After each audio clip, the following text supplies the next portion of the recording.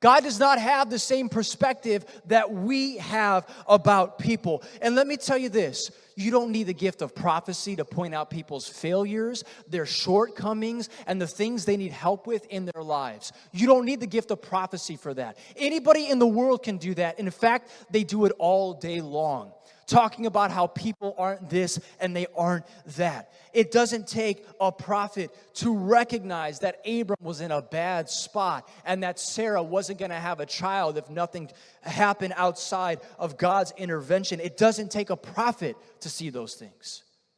But it does take a prophet to see people's identity from God's perspective.